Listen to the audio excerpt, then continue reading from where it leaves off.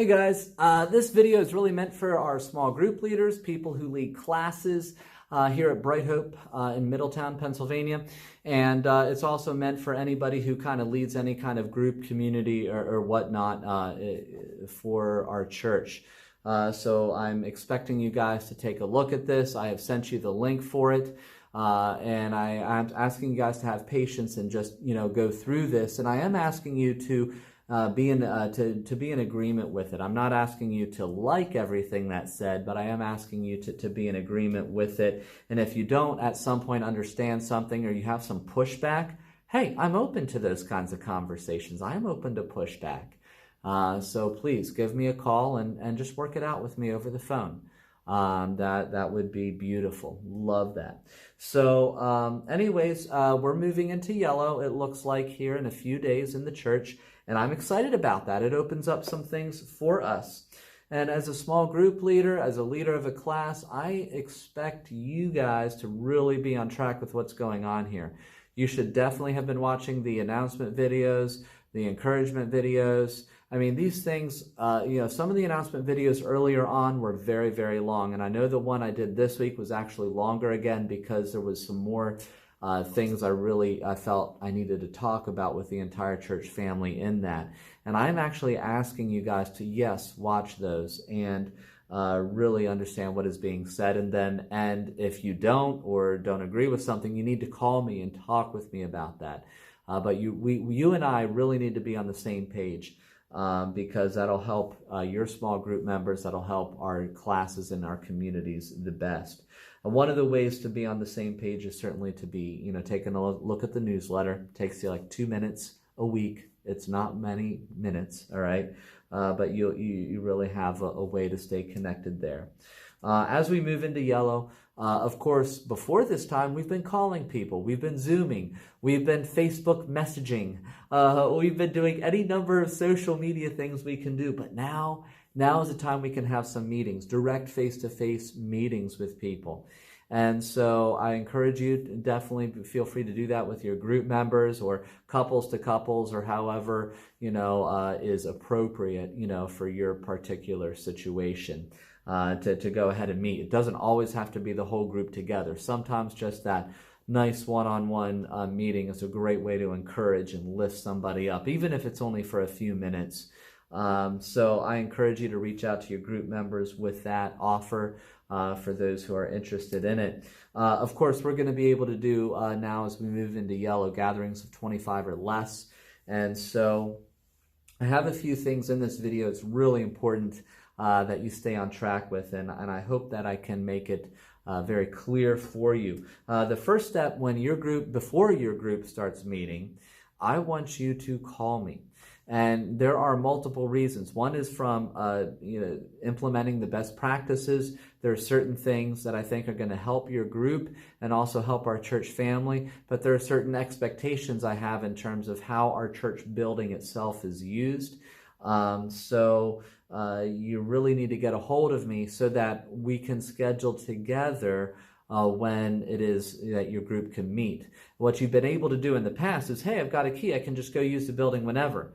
Can't do that right now, in terms of small group meetings, because best practices and the requirements of social distancing and the availability of rooms. And unless you happen to be holding a meeting with 6 or fewer people, you're going to need to be in the multi-purpose room because all the other rooms, well, more than 6, it's just too many to be in there and be implementing the things that need to be implemented while you're in our building. So that's the first thing is you need to call me so we can get you scheduled in there. And it's not just a matter of leaving me a voicemail. I actually want to have a conversation with you on the phone because we want to be on the same page. Here's my number. I know you guys have it, but I just put it there for the sake of completeness. Hey, I guess it was the engineer in me. But the next step is to watch this training video. Thanks for watching it. Hey, so when this video is over, and if you've already gone through the phone call and we've had that live back and forth communication over the phone, and we're able to get through all the things we needed to get through, hey, you've already done the first 2 steps and you're basically there. You're basically ready to go. So one of the things that you're going to need to do is we're going to be talking about best practices. And I call it best practices because the way to really think about this is what we are talking about is not a response of fear as much as it is a response of love and care and concern. Because I'm really not too concerned whether or not I personally get COVID-19 or some other virus. And I think the same probably goes for you. And it's highly likely the same really goes for a lot of people in our church, that they're not too highly concerned. So that being said, it's not about fear, but it's about love.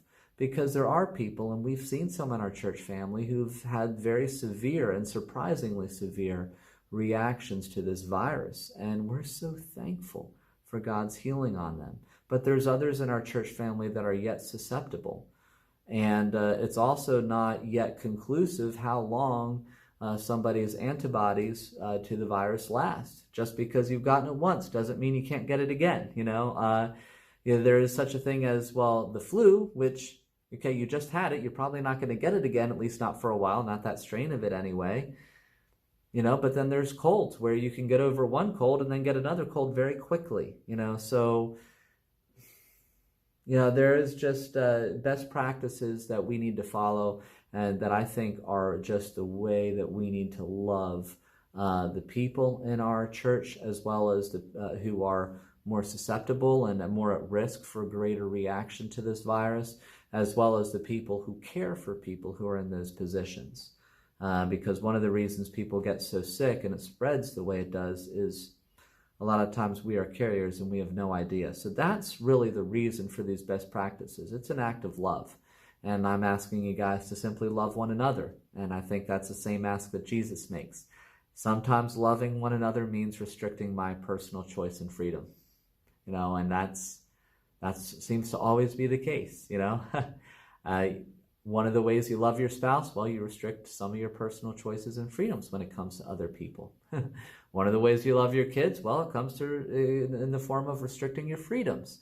Maybe as an adult you have the freedom to engage in all sorts of hobbies, but you choose not to because you want to be around for your kids. So there's ways that you do things and restrict yourself for the sake of love. That's what these are all about. It's about love and loving others. In terms of best practices, these are the things that the CDC, doctors, physicians, pretty much anywhere you can go to your family doctor, you can go to the hospital, you can go pretty much anywhere. Everybody's pretty much in agreement, and I think you and your group is probably in agreement. Hand washing is really important. But as a small group leader, where this becomes just a little bit more important now, is if you're hosting a meeting and you're not near a sink with soap and water, not just a sink with water, but a sink with soap and water, you need to make sure you have plenty of hand sanitizer on hand for everybody in your group to use as many times as they could possibly need during your group meeting. And that hand sanitizer needs to be at least 60% or more in terms of alcohol content. So, just as a small group leader, that's something to pay attention to. I don't think you're going to have problems with this, but this is, of course, we should wash our hands. Yay. Okay. Cover and clean. There are a number of people in our church who do already cough into their elbow, but I have seen actually a number of adults coughing into their hands in our church over the last few years. So if that happens to be something you observe as a group leader, there are ways to winsomely and lovingly, without throwing out all sorts of regulations at people, to just find ways to creatively encourage people to cough into their elbow, without it being weird. Okay, and so I think as a small group leader, you should have the grace to be able to do that if it comes up. Okay, but that's important. There's just some other basic things there about hygiene, which I think everybody knows. But these are things that, again, are from physicians, the CDC, and what we should be doing. Social distancing. So here's an important distinction as a group leader. If you have a couple or some people in your group who are living together, and living in the same household, okay, it's either a parent and an adult child, or if it's two students who are part of the same family, or if it's two spouses, that kind of a thing. Of course they're not going to social distance, and I would hope you wouldn't try to social distance them. You need to not do that, okay? Yeah, they're going to sit right next to each other. I don't care if they sit on top of each other. I don't, that's completely fine. They live in the same household. That is no problem whatsoever. And social distancing doesn't mean that you have to be afraid of walking by somebody, okay? That's not the problem. But the idea here is, from a group leader perspective, is you need to be choosing a meeting space in a room and a way in which when you are holding sustained interaction and conversation with each other, that people who are from different households are all 6 to 8 feet or more apart from each other during that interaction. So what does that mean? That means it's going to limit where you can meet when you're inside because of the space that you're going to need. For example, if there's 10 people that meet in your group or your class, or a good possibility of 10 people, you can't meet in Grace Cafe. It's way too small because you won't be able to do the distancing that is needed. You will need the multi-purpose room. You won't be able to meet in the connections. It's too small. Now, if you have a group of 4 or 5, yeah, a group of 4 or 5 could meet in Grace Cafe. A group of 4 or 5 could meet in the connections room. But that's, not much above that. Maybe 6 max. And so this is the thing. This is one of the reasons it's important to call me, where we can vet some of this stuff out, and we might find a way to fit you into Grace Cafe. Yeah, maybe there's 7 people, but 3 of them are couples and there's 1 other single. Okay, well, we can probably make that work in Grace Cafe then, But if it's 7 people and they all live separately, it could get kind of tight to make it work even in Grace Cafe. It's probably going to end up being in the multi-purpose room. So social distancing, this is important. It's a best practice. It's an act of love. I know initially they were talking a lot about surfaces and cleaning and things like that. Cleaning continues to be important. It's always been important. But the number one way this thing is transmitted is through respiratory droplets in the air, from one person is talking or singing for a period of time and somebody else is close enough that they come in contact with enough of those droplets, that they get enough of the virus in them that they actually get sick. So one of the ways that you reduce the risk and you kind of get out of that high risk zone is by staying 6 to 8 feet apart or more from people that you are not currently living with. So that's why we're doing it. It just kind of reduces that. And in case you happen to have it, there's less chance that somebody's going to get it. Okay? But this is now there is something here on the screen about, hey, if it could be, and I put this here because what if somebody calls you and said, hey, I've been sick, I'm not sure I should come out. Well, here's a way you can vet them. Well, what are your symptoms? Okay, is it shortness of breath? Do you have a new shortness of breath? Really should be the question, because there are people with asthma or chronic conditions. We're not asking about their chronic condition. Do you have a new shortness of breath? We're not asking, do you have a new fever? Okay, people get fevers for all sorts of reasons, but is it a new fever, not something connected to a chronic condition or some other, or not a fever that is known to be something else? Okay. That's not what we're asking about.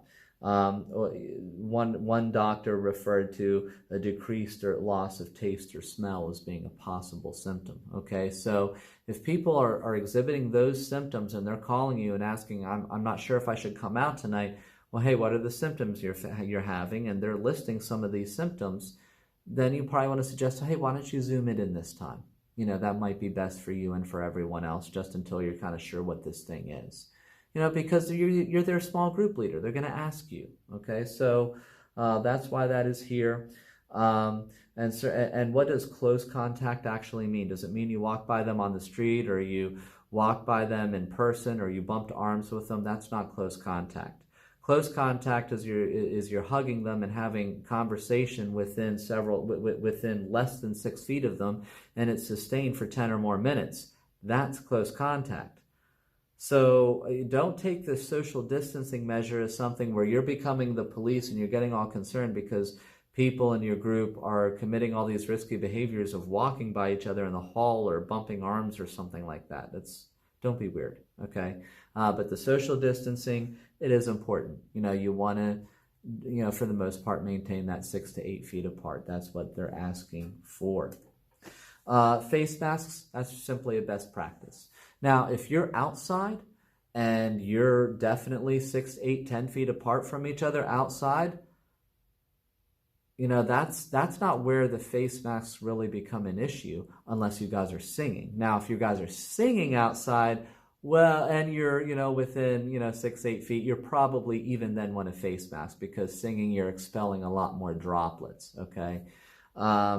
But if you're outside and you're very distant, that's one of those cases where the face masking thing, that's not as big of a deal, okay? But if you're inside, okay, if you're in our church building and you're in group together and you guys and your group's not masking, that can become a problem because, well, it's not outside now. It's inside the building and it's exercising less concern and assuming that none of you is going to have any contact with anybody who could be immune compromised. How do you know who you're lining up behind at the grocery store counter? And how do you know that they don't care for somebody who's immune compromised? And you could very easily carry it and then they carry it to that other person. So that's really the reason for face masking, especially indoors. There are other exceptions to that. There are very few people who have medical limitations. They can't wear a face mask, so of course you're not going to force them to do so. But that's very rare and very few people. But if you have somebody in your group who is more susceptible, immune compromised, I would actually encourage them to wear an N95 mask when they go out because they actually need a mask that's going to protect them. You see, the thing with wearing these surgical or cloth face masks has nothing to do with protecting you personally. And that's where so many people get it wrong. This is for protecting others from your droplets. It has nothing to do with protecting you. But if you have somebody who's immune compromised, more susceptible, I would encourage them to wear the N95 and a closely fitted N95 or better mask because then that will actually afford them more of a level of personal protection. Whereas these other masks, it doesn't protect the wearer of the mask, it protects the people around them from getting more of their more of the virus potentially from them, should they be carriers, okay? There are other exceptions, so like, if you've seen how we do our streams, you'll notice that I'm not wearing a face mask during the streams. Well, that's for the purpose of the video and being able to communicate. And I'm also more than 20 feet away from anybody when I'm doing that. And I'm just talking, I'm not even singing. All right. And the worship team, they're like more than 50 feet away from everybody. And, and it's just while they're doing the leading of worship. But when we're walking around the building and doing other things, setting up, what are we doing? We're wearing face masks. Okay, so that is one of the best practices. So I have some recommendations for you. I wanted you to be fully aware of that information so that as things come up in the midst of running your group, I'm not asking you to have a lecture with your group like I just did with you, but you need to be fully informed and not carrying other preconceived ideas about what those best practices are. Those are the best practices. We need to be on the same page with that, and those are the reasons for them, okay? It's an act of love. If you're doing it from the standpoint of fear, then you did not hear what I was saying, and that is not at all what we're doing here. It's all out of love. The first recommendation, number one, meet outside. That's the best. It's the safest if you can do it. If you really need to meet inside, especially if you're more than 6 people, you need to be using the multi-purpose room and you need to be scheduling that with me.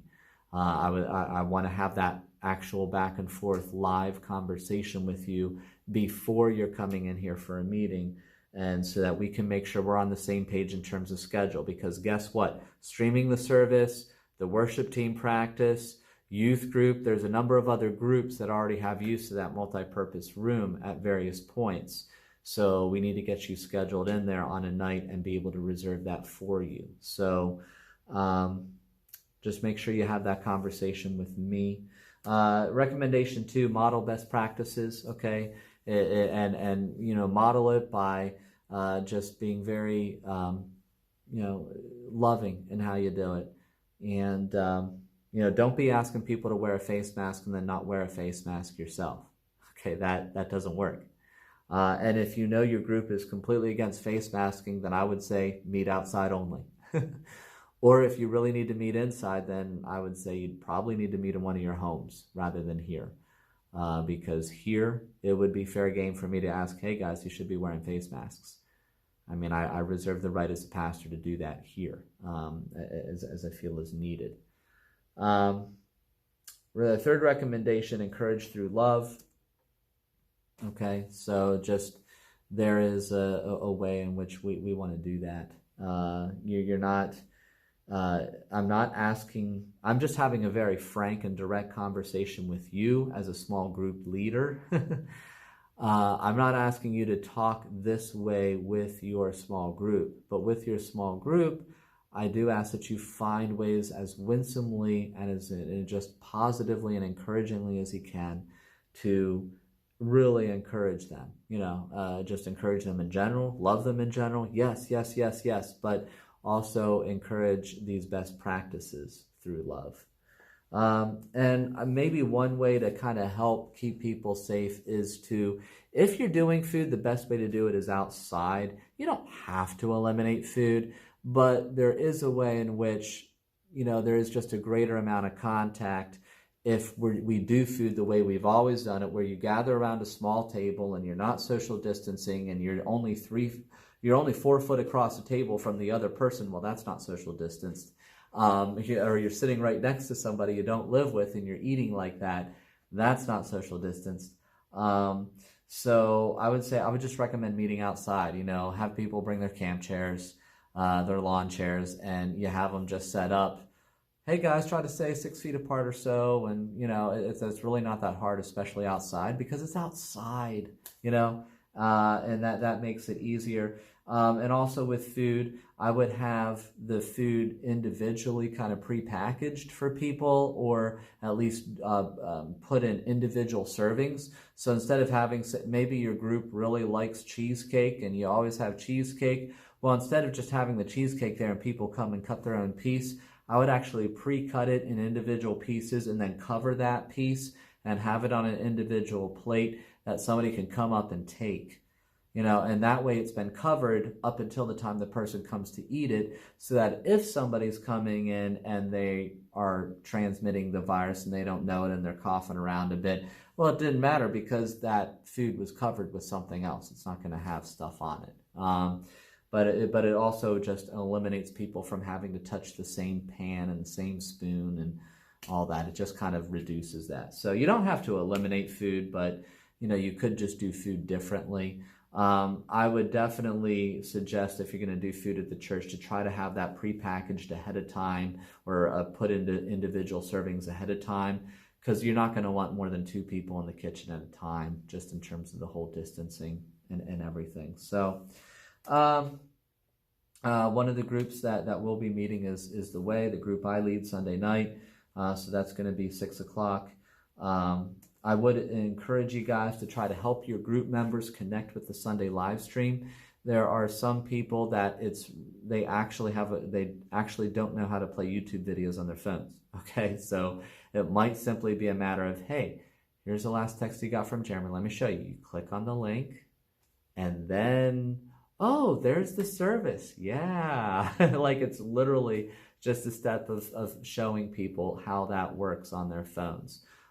So I'm not aware of anybody in the church, with the exception of 2 persons. I'm not aware of others in the church who don't have phones that can't, or devices that would not be able to stream the service. So I would just encourage you to do that. If the person in your group who's having trouble streaming the services is concerned about the use of data, I would ask them some questions about their plan, because phone companies don't sell plans without data anymore. Like that's been gone for a long time. So it is very likely they have some data that they may not even be aware of in their plans, and it just might be a matter of helping them out with that and helping them to understand that. So anyways, yeah, we'll continue to stream our services. But thanks for tuning in. That's about it for this video. But thanks for watching it. And if you have any questions, any pushback, oh, I love pushback conversations. They are wonderful. So don't have any problems with that. Let's have an actual conversation about it, and talk that thing out. So I'm sure we can come to an agreement together. So anyways, I love you guys. So glad, so thankful for you and what you're doing and leading your groups. Thanks. Bye.